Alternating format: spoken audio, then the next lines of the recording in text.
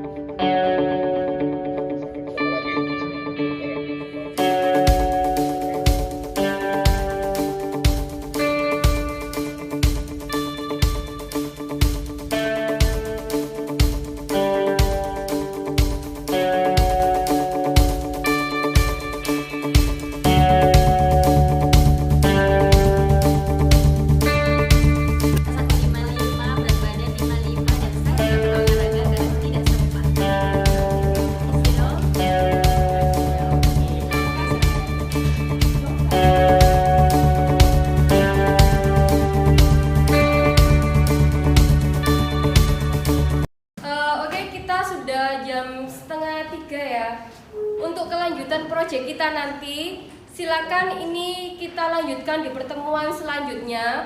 Untuk data yang sudah kalian cari tadi di setiap kelas-kelas sama warga sekolah yang lainnya itu diolah dulu di rumah, dicari BMI-nya. Kemudian pertemuan selanjutnya saya cross check apakah sudah benar kalkulator kalian, apakah sudah fix. Nah, nanti jangan lupa ditulis agenda kegiatannya setiap kalian melakukan progres. Misalkan hari ini kamu kasih keterangan ngapain aja, tanggal berapa. Kemudian di pertemuan selanjutnya juga ditulis kegiatanmu apa, dilakukan tanggal berapa, dan siapa yang kebagian tugas untuk mengerjakan. Paham ya?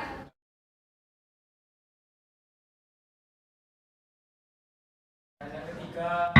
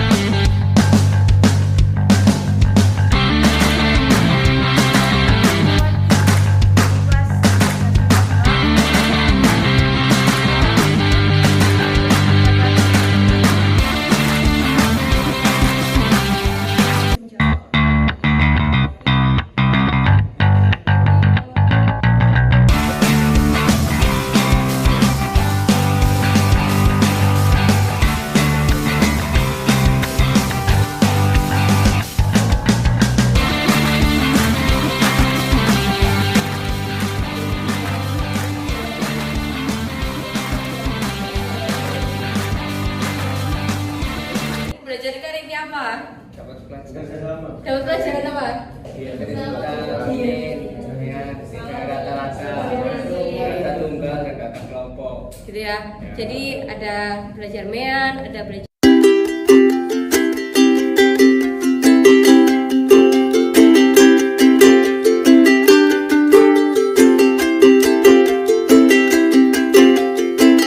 Sekarang mari kita coba bikin kesimpulan bersama terkait apa yang udah kita pelajari di proyek kali ini. Nah, kalian lihat ini dulu. Yang bisa nanti tolong angkat tangannya. Lebih absen 29. Dari kesimpulan proyek kali ini yang dapat kita pelajari adalah yang pertama, kita dapat mengumpulkan data-data. Yang pertama, data tinggi badan dan berat badan di warga Sematwa di sekolah ini.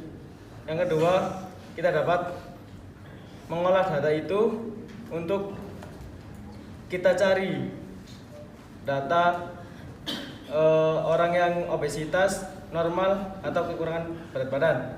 Dari kesimpulan yang dipelajari hari ini, kita bisa mengetahui cara menghitung kalori atau defisit kalori dan menentukan menu makan apa yang bisa dimasukkan ke dalam menu diet. Terima kasih Iren. Oke, buat yang nomor 1 kita total poin keaktifan. Nah, yang kemarin saya beri stiker seperti ini, stikernya jangan disumbangkan ke temennya. Nah, untuk yang hanya oke, berarti poinnya 5. Kalau jempolnya 1 poinnya 10, jempol 2 poinnya 20. Nah, silakan di total. Saya masukkan ke nilai pribadi ya. Nah, sekarang kita akan ada tes formatif dulu. Buat buku dan juga perlengkapan di atas meja silakan dimasukkan kolong. Sediakan 1 lembar kertas. Buat tesnya ini tolong dikerjakan sendiri-sendiri. Jangan bercontekan. Jangan lupa mencontek itu dosa.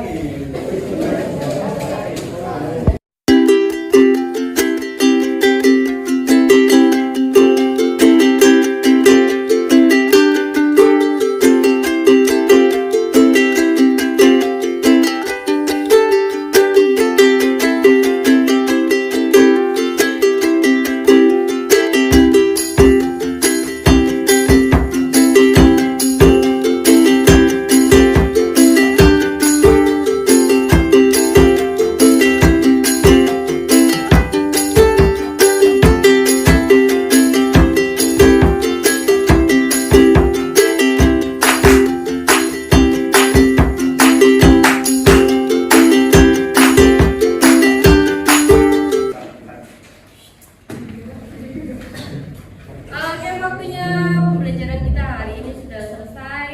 Saya berterima kasih banyak atas partisipasi aktif kalian. Kemudian bagi yang belum aktif untuk pembelajaran hari ini, dicoba untuk pertemuan selanjutnya ya. Oke. Semoga ilmu yang kita dapat hari ini bermanfaat dan bisa menjadi amal jariah bagi kalian. Silakan ketua kelas disiapkan. Haruna, attention. Ready. Thank you. Nice to meet you. Edis. Sebelum kita menutup pelajaran pada siang hari ini, marilah kita berdoa sesuai kepercayaannya masing-masing. Berdoa mulai.